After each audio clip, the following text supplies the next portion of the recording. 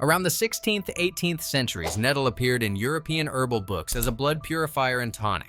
In addition, many studies show that the iron content in dried nettle is twice that of spinach, and that alone should make you angry. Because while modern culture crowned spinach as the iron king and sold it to you wrapped in plastic, this brutal, stinging plant was quietly feeding the poor, the sick, and the exhausted for centuries. No branding, no supplements, no permission. Nettle wasn't forgotten because it's weak. It was ignored because it's free. And once you understand how much iron, chlorophyll, and real nourishment this so-called weed delivers, you'll never look at supermarket greens the same way again. Let's be clear, this isn't a sentimental throwback or another Instagram trend. What I'm talking about is hard science, deep history and nutritional reality colliding in one unforgiving emerald-armed plant that has been underestimated and marginalized by the industrial food system. When you look at stinging nettle Urtica dioica, what strikes you first is its defenses. The razor-fine hairs that inject histamine, acetylcholine, and formic acid when touched. These compounds do more than irritate skin. Evolution equipped nettle to survive grazing animals, harsh weather, and poor soil. And in its leaves and stems lies a biochemical network that's nothing short of astonishing.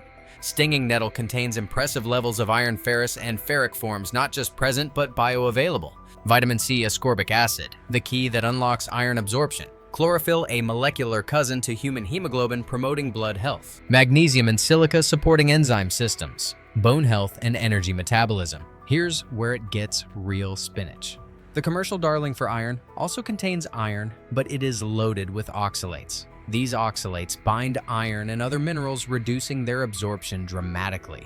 Studies show that certain leafy greens, including spinach, can have up to twice as much oxalate as they have iron, effectively canceling out the benefit when it comes to human nutrition.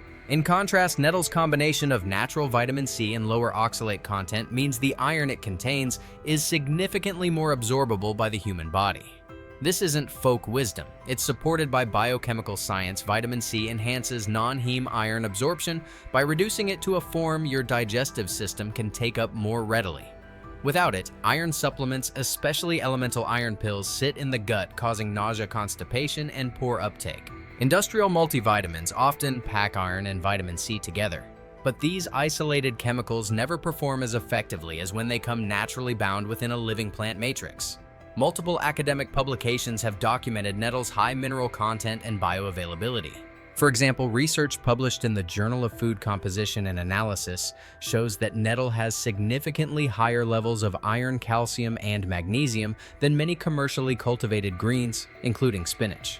The presence of chlorophyll, the green pigment plants use to capture sunlight, has also been correlated with improvements in hemoglobin production and blood oxygenation in animal studies. This is not marketing hype. This is plant biochemistry. Spinach might be trendy now, but stinging nettle has been feeding humanity for millennia. In medieval Europe, nettle was a staple spring food harvested as soon as the frost melted because it invigorated weak, worn-down bodies after a long winter of salt pork and root vegetables.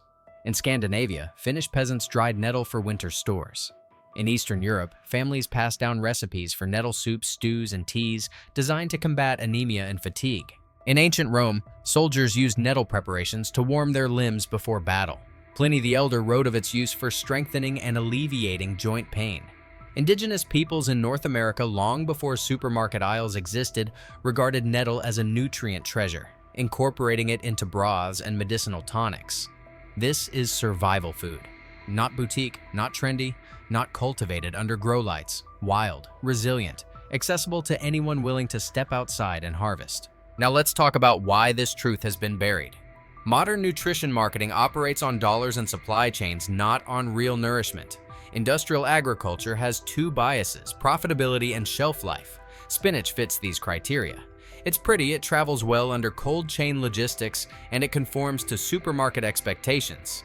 Stinging nettle does not. Nettle doesn't ship well. Its leaves bruise easily. It doesn't pretend to be soft and uniform.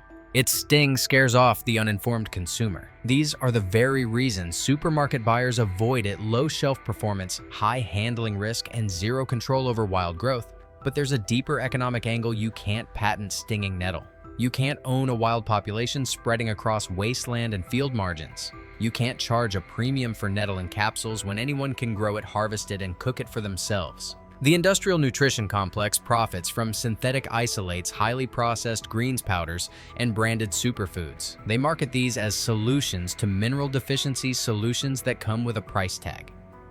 Transportation footprint and plastics. True iron nutrition, though, that doesn't fit the supply chain.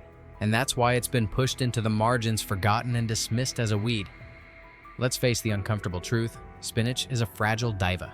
It demands perfect soil-cool temperatures, regular irrigation, and a tender touch. It bolts under heat. It collapses under stress.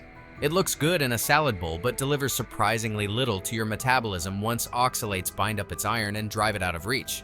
Stinging nettle, by contrast, is a tank. It laughs at poor soil. It thrives where other plants fail. It anchors ecosystems. It feeds insects that feed birds that feed the soil. And when you harvest it responsibly, it gives back more than it takes. Have you ever planted spinach in the blistering heat of late summer and watched it flower and spoil? Within days. You're not alone. Spinach is a seasonal trophy plant, not a backbone crop. Nettles. They sprout green shoots even after frost, drought, or trampling. If you have access to a patch of nettles, that patch is a standing reserve of iron minerals and chlorophyll. Here's the brutal irony: industrial food systems don't fear nettle because it's harmful. They fear it because it empowers you outside their control. Nettle's flaw, that it's wild, jagged, and unpatentable, is actually its greatest strength for the home grower. It means no dependence on large-scale agriculture, no corporate supply chain pricing, no nutrient loss from long transportation times, no processing that strips minerals and adds fillers. This is food independence. Industrial systems love crops that can be uniform, genetically stabilized, and genetically owned. They love seeds that are certified, rights protected, and sold with fertilizer and pesticide contracts attached. Nettles, they seed themselves. They grow where they are disturbed. They ask for nothing and give relentlessly. So while grocery aisles fill with spinach varieties selected for cosmetic appeal, and while supplement companies slap iron plus vitamin C on bottles that cost more than a pile of nettle leaves, the real iron source remains in fields untouched and thriving. If you want to harness this power, you need practical steps, not vague promises. Know your zones. Nettles are a cool season perennial in most temperate climates, USDA zones, 3 to 9. They prefer edges, streams, fence lines, margins of woodlands. They don't demand rich soil. In fact, they often thrive in nitrogen-rich waste areas where other plants struggle. Plant the right form. Don't waste time on cheap seed mixes. Nettles are best propagated from root divisions or established plants. Seeds can be slow to germinate and chaotic. When you divide roots in early spring or fall, you're giving nettle a head start. Harvest young and respectfully. The best nutrition is in the young tops before flowering. Wear gloves, cut with scissors, don't strip a patch bare. Take every few stalks and leave the rest to regenerate. A sustainable patch can feed you year after year. Processing for nutrition cooking. Nettles neutralizes the sting and unlocks nutrients. Blanch them like spinach. Add them to soups, stews, pestos. Dry them for teas. If you're after iron, consuming them with citrus or vitamin C-rich foods amplifies absorption. This mirrors centuries-old peasant wisdom. Taste like the earth. Nettles don't taste like a watered-down lettuce. The flavor is deep green, robust as kale, but smoother. Mineral-rich like water that's passed through limestone. Fresh like shade under a forest canopy after rain. It's not weak, it's not pretentious, it's authentic. Some will scoff and ask, where's the peer-reviewed data? Let's answer that head-on. Multiple nutrient analyses from universities and institutes show that stinging nettle contains significantly higher levels of iron, calcium, magnesium, and other trace elements when compared to common cultivated greens. Chlorophyll levels in nettle leaf extracts are consistently higher than in spinach, and chlorophyll has been linked to improved blood parameters in animal studies. The synergy of iron with vitamin C compounds found naturally in nettle enhances absorption, a fact well documented in nutritional science literature. No, this doesn't make nettle a magical cure for every deficiency. But nothing in nutrition science supports the idea that isolated nutrients in a pill are superior to whole plant food sources. In fact, many clinical nutritionists argue that food matrices, the complete package of nutrients in natural balance, are essential for optimal health. Nettle embodies this principle. Conclusion: grow what they tried to bury. This isn't nostalgia. It isn't a fad. This is a revolt against a system that has taught you to pay for synthetic solutions to problems that nature already solved for free. Stinging nettle is more than a weed. It's a living storehouse of bioavailable iron, vitamin C minerals, and chlorophyll, all woven together in a plant that thrives where industrial agriculture fails. It's survival food. It's nourishment without compromise. It's a reminder that strength comes from root soil and resilience, not from a branded bottle.